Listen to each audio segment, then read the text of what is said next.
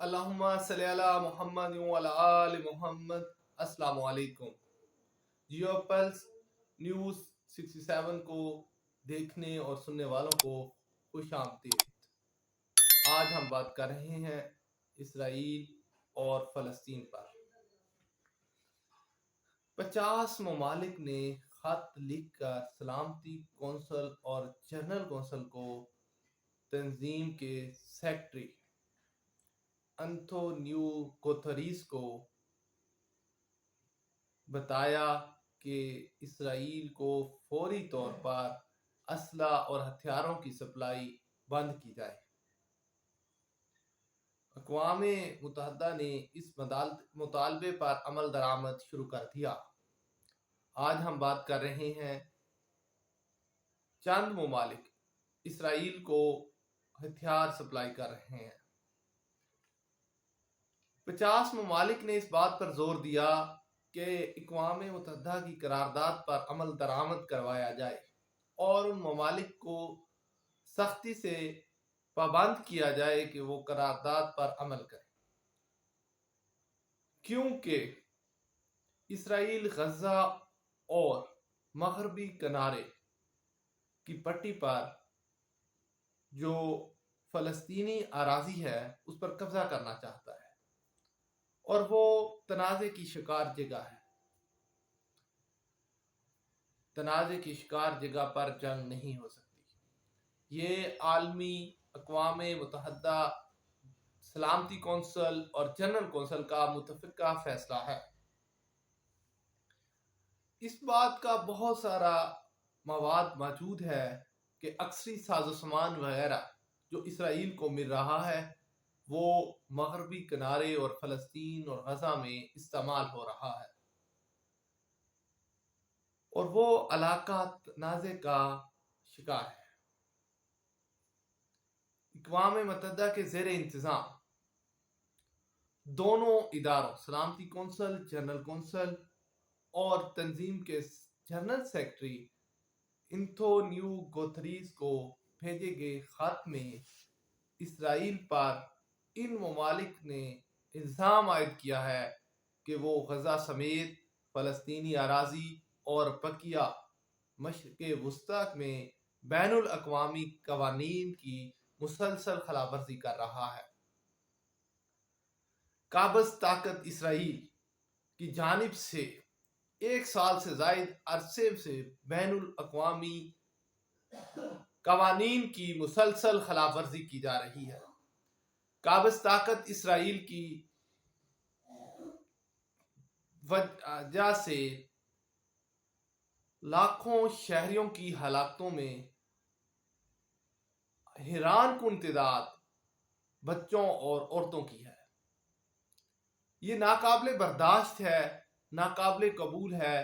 ہمیں فوری طور پر ایسے اقدامات کی ضرورت ہے جس سے شدید انسانی المیہ اور علاقائی عدم استحکام کو روکا جا سکے، ورنہ خطے میں وسیع جنگ چھڑنے کا خطرہ بن سکتا ہے۔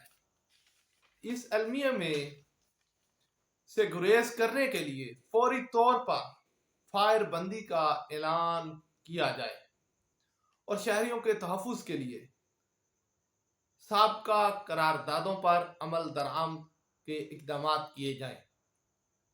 ادھر اقوام متحدہ میں اسرائیلی سفیر ڈینی دانون نے اس خط کو کہا کہ ترکی کے کردار پر ہم تبصرہ کرتے ہیں۔ ہم ایسی ریاست سے کیا توقع کر سکتے ہیں جو شر پسندی سے مغلوب ہو کر شرق کے محور کی حمایت سے تنازعات بھڑکانے کی کوششوں میں مصروف ہو۔ شرق کا محور کی اصلاح سب سے پہلے سابق امریکی صدر جارج بش نے ایران، شمالی کوریا، عراق کی طرف اشارے کرتے ہوئے کہی تھی۔ ترکی بھی اس خط میں شامل ہے اور انہوں نے دباؤ ڈالا ہے کہ فوری طور پر ایسے اقدامات کیے جائیں، اسرائیل پر پابندیاں عائد کی جائیں، اسرائیل کو روکا جائے۔ اگر ایسا نہ ہوا تو خطے میں بڑی جنگ چھڑ سکتی ہے۔ اس خطے میں جنگ بڑی لپیٹ میں آ سکتی ہے۔ یہ جنگ ایران، اسرائیل، فلسطین، دمشق اور مختلف علاقوں پر ہوگی۔ اس کی لپیٹ میں سعودی عرب، بحرین، مصر اور شام تک آئیں گے۔ اس لیے 50 ممالک نے اقوام متحدہ کو یہ خط لکھ کر باور کرایا ہے کہ آپ کو فوری طور پر غزہ میں جنگ بندی کے لیے اقدامات کرنے چاہیے۔ اس بات پر اسرائیلی سفیر ناراض نظر آئے اور انہوں نے ترکی کو نشانہ بنایا۔ باقی ممالک پر وہ خاموشی اختیار کیے رہے، لیکن ترکی کو کہا کہ آپ اس شر کا حصہ نہ بنے ورنہ نتائج اچھے نہیں ہوں گے۔ جواباً ترکی نے اسرائیل کو بڑی دھمکی لگائی۔ انہوں نے کہا کہ ہم اس سے نمٹنے کے لیے تیار ہیں۔ غزہ ایک الگ ریاست ہے جس پر اسرائیل قابض ہو رہا ہے اور ہونے کی کوشش کر رہا ہے۔ ہم کسی بھی طور پر غزہ میں اسرائیل کو قابض نہیں ہونے دیں گے۔ یہ علاقائی مسائل میں اضافے کا سبب بنے گا۔ اسے بچنے کے لیے اقوام متحدہ سمیت تمام اسلامی ممالک اور مختلف ممالک کو حصہ ڈالنا ہوگا کہ فوری طور پر غزہ میں جنگ بندی کی جائے۔ غزہ کے حالات انتہائی کشیدہ ہیں۔ وہاں پر بچوں، بوڑھوں، بزرگوں کو بہت کم خوراک پہنچ رہی ہے۔ زمینی نظام دھرم بھرم ہے۔ رہنے کے لیے لوگوں کی رہائش کے لیے کوئی خاص انتظامات نہ ہے۔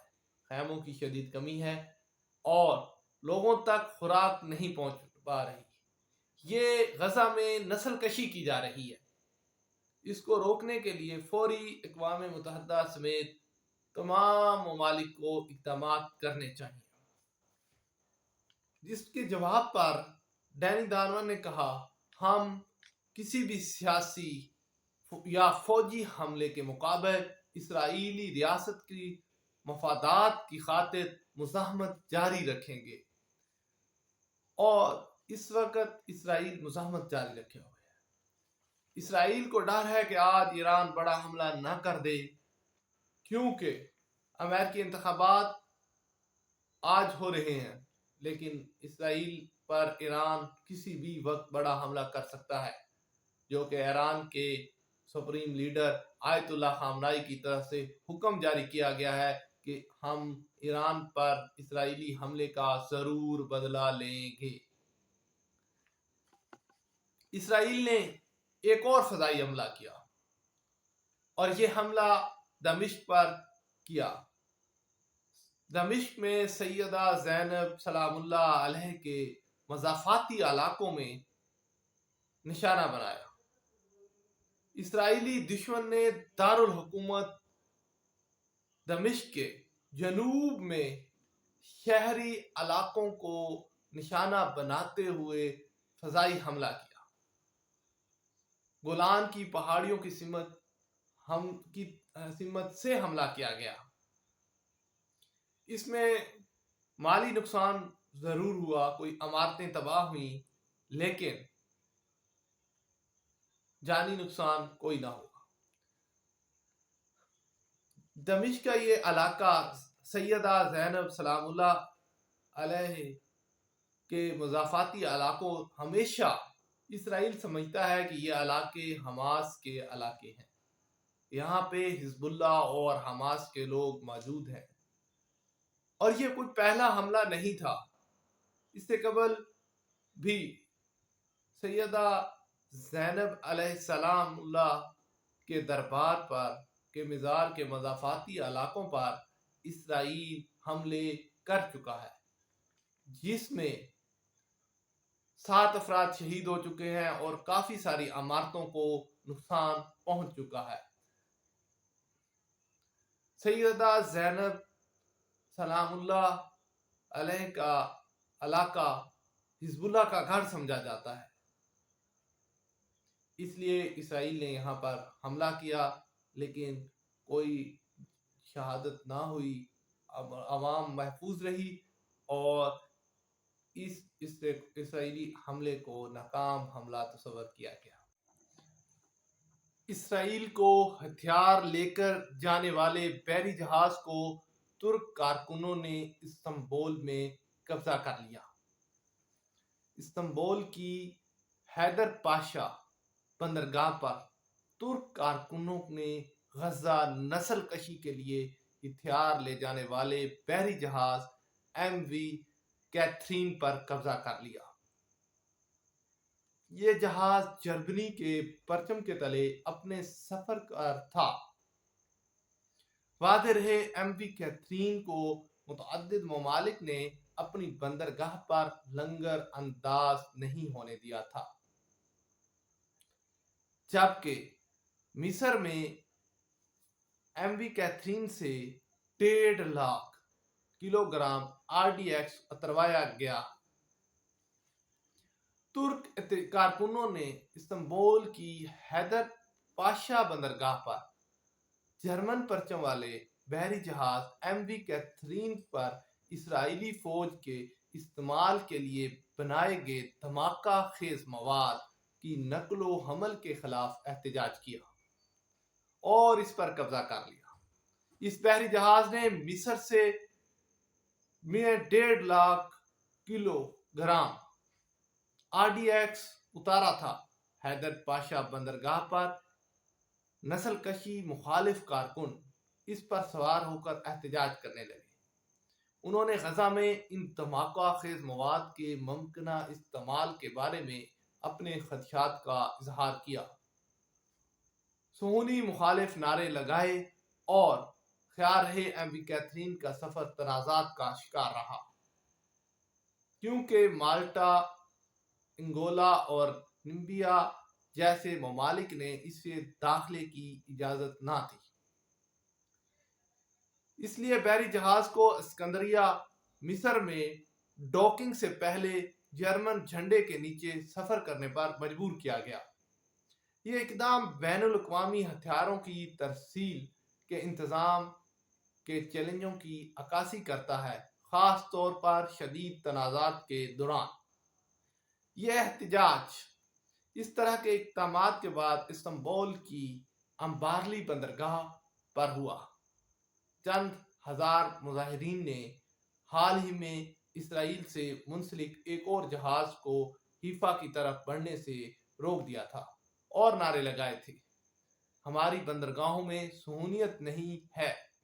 جرمن حقوق ایک تنظیم یورپی لیگل سپورٹ سینٹر نے MV کیتھرین کارگو پر تنقید کرتے ہوئے کہا، غزہ میں فلسطینیوں کے خلاف انسانی حقوق کی خلاف ورزیوں میں اس کے استعمال سے خدشات کو اجاگر کرتا ہے۔ حیدر پاشا بندرگاہ پر کارکنوں نے ہتھیاروں کی نقل و حمل میں جواب دہی کی ضرورت پر زور دیا اور اسرائیل کے اقدامات پر غصے کا اظہار کرتے ہوئے اس پر بین الاقوامی قوانین کی خلاف ورزی کا الزام لگایا۔ تنازعات والے علاقوں میں ہتھیاروں کی مزید ترسیل کو روکنے کے لیے ان کا عزم جاری، تنازعات کے لیے فوجی حمایت کے خلاف ایک